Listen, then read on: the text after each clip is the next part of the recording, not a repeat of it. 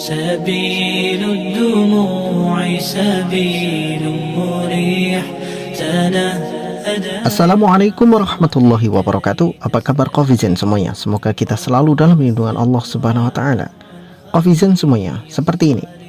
Ketika kita berbicara tentang Al-Qur'an, banyak sekali Allah Subhanahu wa taala menerangkan segala sesuatunya dengan sangat indah, baik tatanan bahasa ataupun kejadian-kejadian yang mungkin itu menjadi satu rahasia yang akan terungkap di masa mendatang.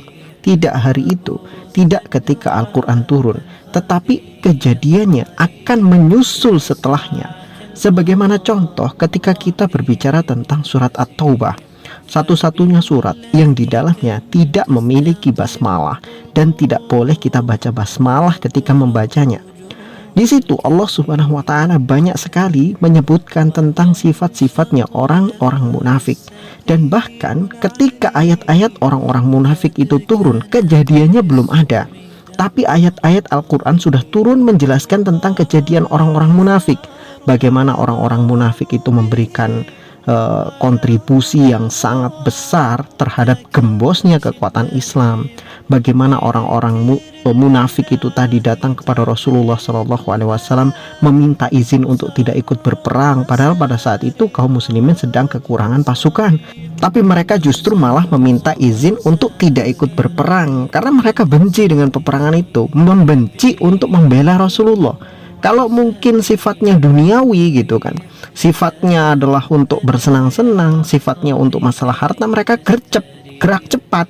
Ketika kaum muslimin ini punya kemungkinan besar menang, ada satu kemungkinan perang yang diikuti oleh kaum muslimin, itu kemungkinannya menang adalah 90%. Mereka datang kepada Rasulullah minta izin untuk ikut perang. Tapi kalau menurut mereka kemungkinan besar menangnya kaum muslimin ini di bawah 50%, mereka langsung buru-buru mengundurkan diri, nggak ikut berperang. Itulah kaum munafik yang Allah sebutkan di dalam surat At-Taubah. Dan kalau kita lihat lagi, ayat-ayat itu turun sebelum kejadiannya. Inilah uniknya Al-Quran. Di dalam tafsir-tafsirnya dikatakan seperti itu. Nah, yang kita akan jelaskan di sini adalah tentang bagaimana Al-Quran bisa begitu akurat menjelaskan tentang kejadian Big Bang. Big Bang adalah awal mula dari alam semesta. Terciptanya alam semesta diawali dengan Big Bang. Allah menjadikan Big Bang sebagai awal mula daripada semesta ini terjadi. Yang unik adalah bukan hanya teori Big Bang di dalam Al-Quran yang terbukti secara nyata, tetapi penemunya juga Allah Subhanahu wa taala sudah singgung di dalam Al-Quran. Ketika Allah Subhanahu wa taala menyebutkan, awalam yaral ladzina kafaru anna samawati wal arda kanata ratqan fafataqnahuma. Apakah orang-orang kafir tidak pernah melihat menggunakan kedua mata mereka bahwasanya dulu langit dan bumi adalah satu yang padu, kemudian kami pisahkan keduanya? Allah Subhanahu wa taala, kalau kita lihat di dalam tafsirnya menjelaskan ayat ini Allah tunjukkan sebagaimana sifat wataknya orang-orang kafir. Mereka punya mata, punya pikiran, tidak digunakan untuk memahami ayat-ayat Al-Quran. Mereka melihat semua ciptaan-ciptaan yang begitu sempurna. Di dalam langit misalkan, ciptaan mana yang kurang di langit? Enggak ada. Semua sempurna, hitungannya sempurna, pengaturannya sempurna. Jarak antara satu planet dengan planet yang lain itu sudah perhitungan. Jarak antara bumi ke matahari itu juga sudah penuh perhitungan. Andaikan jarak matahari ke bumi itu berubah-ubah dengan perubahan yang begitu drastis, pasti nggak akan ada kehidupan di atas muka bumi. Nah, semua pengaturan yang begitu hebatnya orang-orang kafir, apakah mereka tidak pernah melihat itu? Pasti mereka pernah melihat. Tetapi apakah mereka pernah berpikir bahwa semua ciptaan-ciptaan itu pasti diciptakan oleh sesuatu yang maha hebat, yaitu Allah Subhanahu wa taala, Tuhan yang tidak ada serupa dengan Dia? Apakah orang-orang kafir berpikir seperti itu? Ternyata tidak. Orang-orang kafir, mereka banyak melakukan penelitian. Ya, ini kejadiannya ya. Kalau di dalam Al-Quran dikisahkan seperti itu, tafsirnya mengatakan bahwa orang-orang kafir itu orang-orang bebal yang tidak bisa menggunakan akal pikirannya kepada sesuatu yang benar. Dan pada kenyataannya, pada hal yang bisa kita lihat saat ini. Orang-orang kafir banyak sekali meneliti tentang alam semesta, tentang bintang gemintang. Mereka menemukan semua teori-teorinya, tapi pada akhirnya mereka juga tetap tidak mau beriman. Dan itu menguatkan bahwa firman Allah Subhanahu wa taala benar. Meskipun orang-orang kafir sudah menemukan teori-teori tentang alam semesta beserta kebenaran-kebenarannya yang tentunya itu semua sesuai dengan Al-Qur'an, tapi mereka tidak beriman.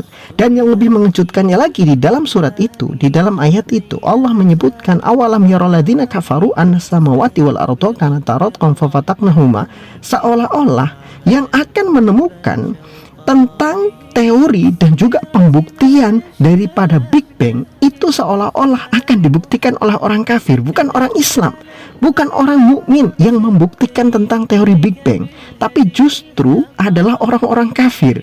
Ini yang uniknya luar biasa di sini. Ayat Al-Qur'an itu menunjukkan kepada awalam yarul ladzina kafaru. Di situ menunjukkan kepada orang-orang kafir. Dan anehnya dalam ayat itu, setelah orang-orang kafir, kemudian Allah sambung dengan teori Big Bang, bahwa langit dan bumi dulunya adalah satu yang padu, kemudian Allah pisahkan keduanya. Pemisahan alam semesta ini disebut oleh para ilmuwan sebagai Big Bang. Dan kenyataannya memang betul, orang-orang yang menemukan teori Big Bang dan juga pembuktian tentang Big Bang adalah orang-orang kafir. Penemu pertama yaitu teori Big Bang, teori gagasan pertama Big Bang, itu ternyata seorang pastor dari Belgia.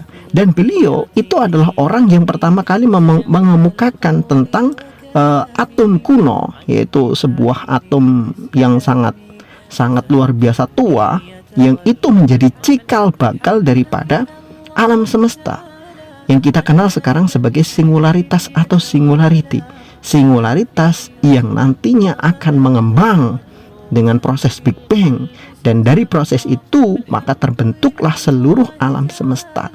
Penemu pertamanya teorinya adalah seorang pastor, tentu bukan orang Islam, jadi orang kafir fix, itu yang pertama. Tapi pada saat itu ketika penemu yang pertama teorinya tadi itu mengemukakan tentang teori Big Bang, tidak ada pembuktian, tidak ada bukti nyata pada saat itu, maka tidak bisa dikatakan teori ini terbukti.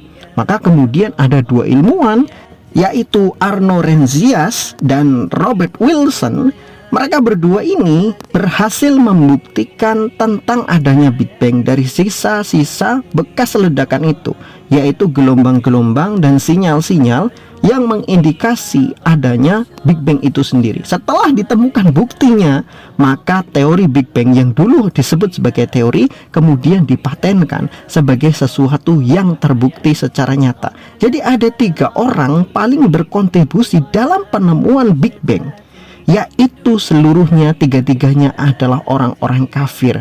Kenapa bisa begitu cocok dengan ayat Al-Quran? Al-Quran mengatakan apakah orang-orang kafir tidak melihat bahwa langit dan bumi dulu adalah satu yang padu, kemudian Allah pisahkan keduanya dengan cara Big Bang tadi itu. Kenapa begitu hebatnya Al-Quran menunjukkan masa depan yang begitu jauh, 1400 tahun yang lalu Al-Quran berbicara seperti itu dan terbukti saat ini. Ayat Al-Quran tentang Big Bang memprediksikan bahwa seolah-olah yang akan menemukan kebenaran tentang Big Bang justru adalah orang-orang kafir.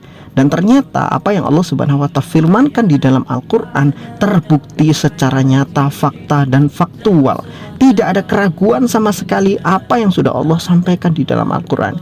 Ini membuktikan bahwa Al-Quran itu bukan sembarang kitab, kalimat-kalimatnya bukan sembarang narasi, dan apa yang disampaikan di dalam Al-Quran bukan sembarang prediksi, tapi semua itu pasti akan terbukti di masa depan sesuai dengan kejadiannya dan tahapan-tahapannya. Untuk masalah kiamat, maka kita hanya tinggal menunggu saja kapan terjadinya. Wallahu a'lam bishawab. Semoga bermanfaat bagi kita semua.